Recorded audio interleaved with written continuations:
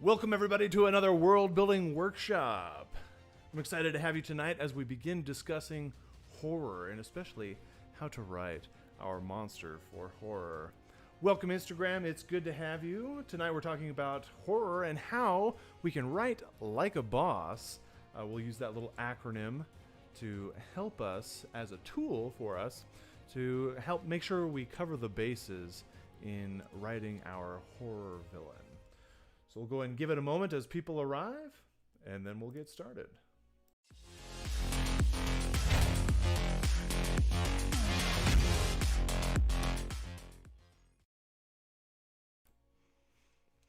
All right, so whenever we're talking about a villain, especially in this spooktacular season, it's important for us to recall that there are literary things for us to keep in mind. It's easy for us to forget, like, oh yeah, we'll just whip out a D&D bad guy and it'll cover the bases. And you can do that. We just have to tweak a couple of our descriptions and that will accomplish everything just fine.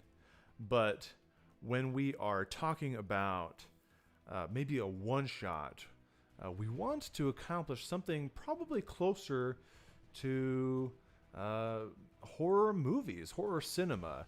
And they, of course, over the span of all of these years that horror cinema has been alive and well, we've seen some very particularly iconic villains.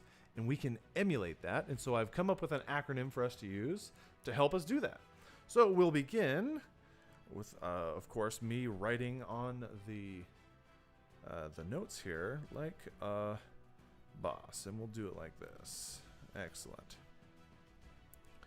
So one thing that we keep in mind whenever we are coming up with any new villain is the idea that we have to have a basic description. And of course, within that basic description, there's some more particulars that we need to keep in mind. Basic descript. And if everyone on Instagram wants to see my notes, please come on over to YouTube, like, follow, subscribe, all of the things. But in that basic description, think about your favorite horror villain and who they are and what they've done. And there's probably something about them that you recall that stands out to you as especially memorable, that stands out to you as, oh, do you remember when X? Or do you remember when Y? And there's a reason that that stands out to you, is because it was intended to. And just like in horror, we need to be particular about how we present our villains to our players in any tabletop role-playing game. Not just Dungeons and Dragons, any tabletop role-playing game, especially you horror players that are into the Eldritch Cthulhu stuff. These are some really important things to keep in mind if you want it to really stand out. We need something, let's make sure I'm on the notes here, iconic. There's an aspect of it that is especially memorable. Let's think about the silhouette of Darth Vader's helmet, right? That stands out. You could show that silhouette to just about anyone in the world and everyone knows, oh, Vader, right? Or you could show the silhouette of a xenomorph and a lot of people would know, oh, the alien, right? There's a reason for that because it's so unique and iconic. Or the mask of either Jason, whether it's a ski mask or the William Shatner mask, the original William Shatner mask that's painted white and hair slicked back. That image is iconic. You see that and you instantly know, oh, that's the bad guy, right? Or that is from the bad guy from that one story. Or Knife Hands, Freddy Krueger, or the doll, and you instantly know, like, oh man, that's a unique and interesting description. And what that is going to do, that description, it can help us achieve horror in that there's a sweet spot for us where horror is achieved in the difference between the normal and the abnormal.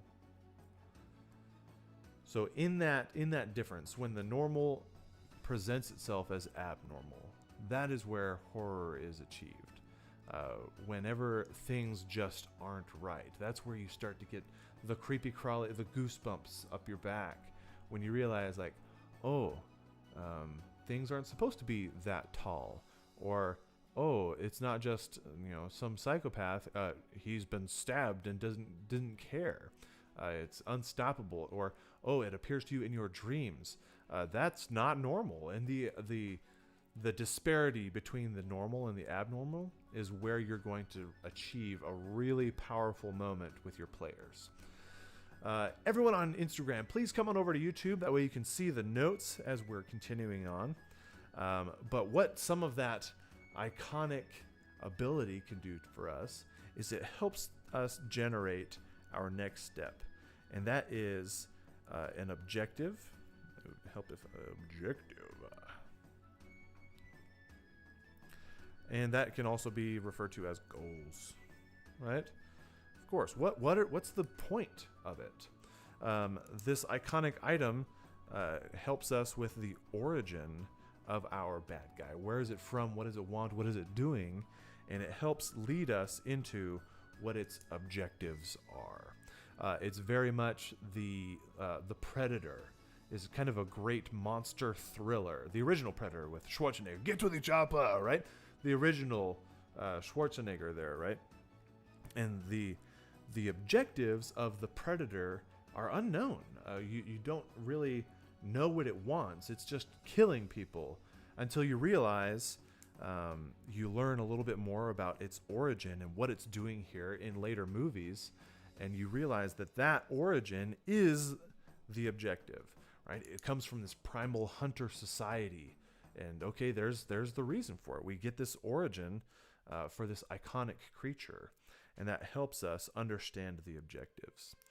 But included in this, we have to just think of it as simply, what is motivating? What motivates our villain, right? Because when we're dealing with a horrific creature, anything that could be terrifying or horrifying, there's a reason that it's terrifying or horrifying. It's because it's not normal. It's doing things that we don't understand. Why are you doing this? What are you? We're constantly faced with people not understanding what is going on. And that is because the protagonists, the players, for us with tabletop role-playing games, the players don't understand what it is that motivates it. Is it just killing for sport? Is it killing for fun? Is it killing us to feed on us so that it can become stronger? Does it have some vengeful beyond the grave vendetta? All of these things are what motivates this villainous creature. And that villainy, that unknown, is really powerful. If you take that unknown and you throw it around at your players, it can really wear them down. But we have to be careful because we don't want our players to be helpless yet, right? Humans are curious creatures. We could talk a little bit. We could go hours and hours and hours on the psychology of humans in helpless situations. There are experiments made where in as little as 30 seconds, you can teach humans to be helpless simply by presenting them with an unbeatable problem, a second unbeatable problem, and even though the third problem is simple and beatable, they will automatically begin to assume, well, the first two were unbeatable, this one also must be unbeatable. And that helplessness it's powerful because we want to dance on the edge there. That disparity, the tension, it's important for horror. It's an important aspect of horror. But if you lead too strong, right? If you lead too strong with those helpless situations, you're going to find your players checking out. You're going to lose investment in the game. You're going to lose engagement in the game because it's, well, I can't beat it. I can't figure out the puzzle. I'm just going to sit here and play, Pondbarian on my phone, right? that isn't what we want to accomplish. That's not what we're after. What we want to accomplish is them constantly fighting the desperate struggle to overcome the unbeatable foe until finally they realize either the foe genuinely is unbeatable and they lose, or they find out the secret and they win. And so that takes us directly into step 3, which is the third S. This is the style, right? So we've got an idea of what our creature is. We know some of what its objectives and goals are, or at least you need to know some of its objectives and goals. And then we get into the style of the villain, which I'll talk more about, and also the scene, which kind of, I think, kind of piggybacks on that. So the style of villain, there's a number of different types of horror. From just a literary perspective, there's gore, atmospheric horror. These are things like the movie Saw, where there's an antagonist, but the horror, the terrifying look between the fingers moments come from just the sheer gruesome nature of the film, right? There's also the psychological or paranoia horrors. This is actually probably The Thing is a great example of a paranoia horror, because all of the protagonists, the players, the main characters of the movie, they don't know where or who the thing is. And so that is a definite aspect that they deal with, and it's something that we can harness at the table and use against our players, essentially using each other against each other. Then, of course, there's the slasher or the killer horror, and this is really your Jason films, right? Where there's a single antagonist, an unstoppable foe, the murderer, right? Someone hunting for whatever reason.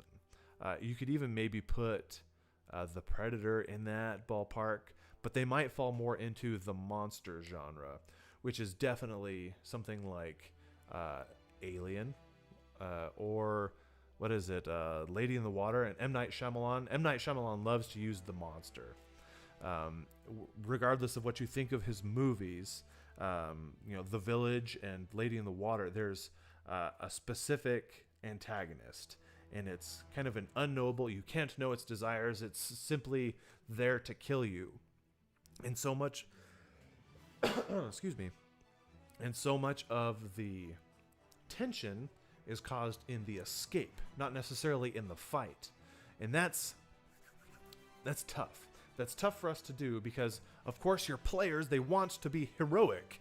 I am a hero. I've built this character because I am a hero. Why would I run from this foul beast? To quote every hero ever. And so when they're faced with an implacable, unbeatable beast, that's when they die and, oh, sorry, like your character's dead.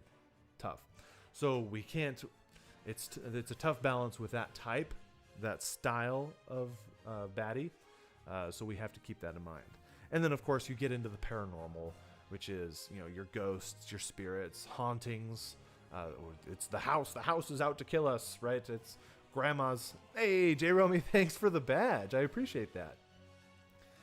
It's the hauntings. The house is out to get us. It's grandma's spirit. That is the haunting and the paranormal.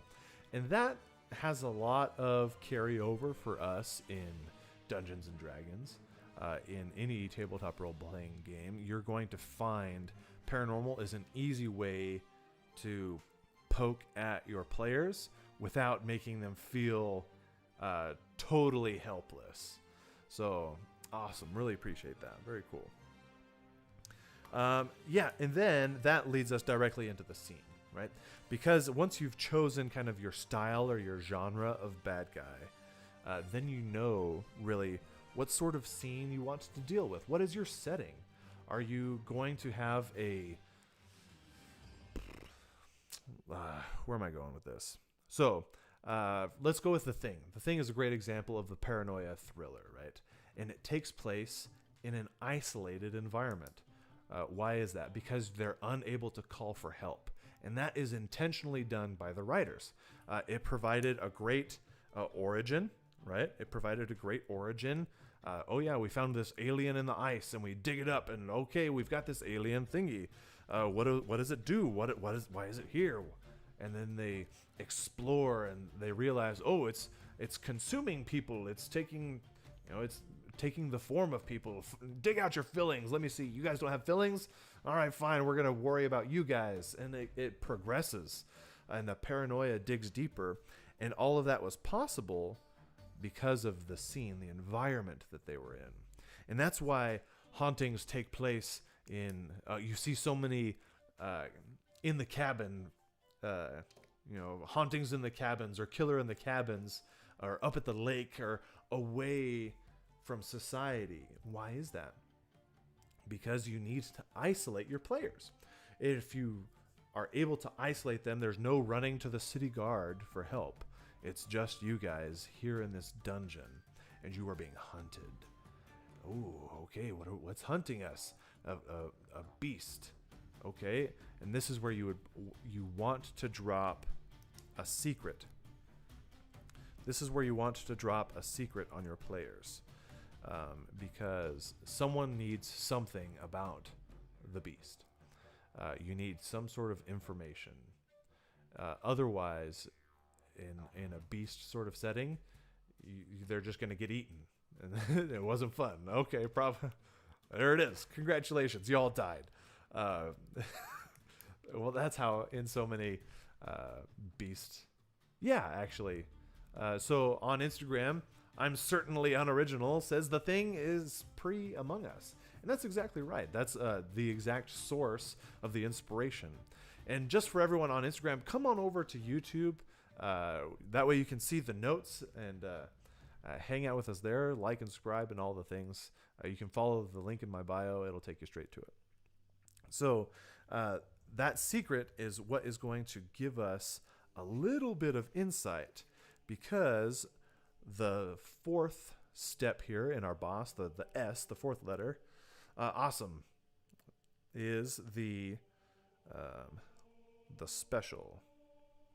I am the special. Face of yellow. I wish I knew the rhyme from the Lego movie. A special skill. And the special skill is a great tool for us, because this is what is really the special skill is what's really going to drive home that oh no moment for your players, right? Because up until this point, your players are like, oh, it's just a beast, let's go slay it. And then you have an NPC get like eviscerated, and that NPC was a higher level, like a known higher level than your players. Like you were just there helping him because he needed assistance on this adventure, right? You're supposed to be like collecting fungus and holding it in the bag for him, and the ninth level wizard that's with you just gets like, it blasts through his spell, it ignores the magic, and then suddenly your players are like, oh no, like this is not good. Oh, do we fight it? No, we can't fight it. And make sure that your players know that they can always run. They need to be able to always run, because if you take that away from them, instant hopelessness. The moment one of them gets downed, and then you fall into the unconsciousness spiral, and suddenly you're looking at a TPK, and you've only been playing for an hour and a half, right? I scheduled this for three more hours. What are we gonna do, right? And that's because we didn't give them the option to escape, to make it away, to run, and we need to give them that option. But I mentioned the special skill and things that we can include in that. There's actually a number. We can include. I like to include mobility. Mobility is unnatural. It's abnormal to humans. To humans, we get up on our 2 feet and we essentially fall in a direction and we just keep moving those feet. Well, the moment something hops up onto the ceiling and crawls on all 6 legs, humans will naturally go, okay, wait a second. Like that was a human like 5 seconds ago, man. Like what is going on? And in that abnormal, remember from earlier, In that abnormal, that is where we accomplish horror, because the creep factor just went through the roof, right? Where before we were like, oh yeah, we're all normal and human. And then suddenly one of your players says, well, I actually turn into a blob and I lash out at the guy next to me. And everybody at the table goes, wait, what? Like, no, thank you. We're getting into some hardcore creep zone. I'm out, right? And that is a moment that you want to have. That's a moment that's incredibly powerful because it provides everybody the what? Even if you're using something straight out of the monster manual, right? You can just pick something up and drop it into your one shot. We need to give it a special skill that makes it abnormal. Because inevitably, you've got some metagamer at the table who's like, I've been playing D&D since, AD&D, since 2nd edition. I'm a big whatever edition guy. I know all the things. Here's the rule. It's probably your rules lawyer. Like, you've got someone at the table that knows their way around your role-playing game, right? And then you drop, like, oh yeah, and then something walks through the wall at you, and you're like, wait a second, like, they don't do that. Like, this one just did. And that's a moment where your player, that rules lawyer, goes, oh, like, I forgot something. The dungeon master can do whatever they want, right? And that abnormality, that worry is like, oh, okay, we've got problems now. Another thing that we can consider is giving it a special power. Okay, not just a mobility, right? But a way to make it gratuitously more powerful. Meaning, imagine how ridiculous a troll would be if it no longer had a weakness to fire. Because everybody and their dog's like, oh yeah, it's a troll. Throw fire at it. Okay. All right, well, the troll problem solved. The end. Like, no, imagine what happens to your players when they throw, oh yeah, it's a troll, throw fire at it, and the troll becomes stronger. Yes, feed me more of your power. And everybody at the table goes, oh, wait a second, like, that's not how that's supposed to work. Like, why is it doing that? And in that abnormality, yeah, a lava troll, isn't that horrifying? That's absolutely horrifying. And what you can do is you can easily then you can give it a weakness, right? And this is actually important to include in your special skills, because it could be a way that you show your players that secret, right? Because there's always a moment where the protagonist realizes that, oh, it's not as bad as I thought it was. We can just do this, right? It's oh, just throw water on the witch. She's weak to water, right? Oh, it's okay, the village, right? There's actually not a thing in the woods. It's just someone from town, and oh, okay, I'm not afraid anymore. And then you walk off into the woods. Okay, the paranoia, the worry, the paranormal is over at that point. It's Lady in the Water. Man, we're quoting Shyamalan a lot. M. Night Shyamalan. We're quoting him a lot. Well, he does a lot of thrillers. That's his preferred genre. And so, okay, Lady in the Water, there's a champion amongst us, right? Prophecy speaks of this. Read the Cheerios box and find the champion, right? Okay, we've found our person. We've attained the secret required to slay the foe, and that can be included in the weakness. Let's say our lava troll. Suddenly, our players are lobbing lava at the troll, and it's becoming stronger. Oh no! Like, this is bad. And then someone's like, well, it likes fire, so here's like an ice cube, and someone throws like ice storm at it or something, or ice knife. There's a great spell. I love that spell. Someone throws ice knife at it, and it's especially effective. And oh man, okay, you can portray that, and suddenly your players have gained that tidbit of hope that they needed to keep them from despairing and creating their own hopelessness. Excellent. And another great way to create abilities legendary actions, it's always incredible to give a creature a legendary action when it doesn't normally have legendary actions. And your players go, wait a second, it's not its turn in initiative. And you say, well, actually, it's taking a legendary action. And you go, this is like a CR3 thing. Like, how does it have a legendary action? Because you gave it one. If you really want some absolute genuine gold, look up Villainous Actions, Matt Colville. He talks a lot about, essentially boils down to very specific legendary actions that happen when certain things happen. He sets up a Boolean. So if X happens, then Y. And that's it. So if it hits 50% health, then it does this, right?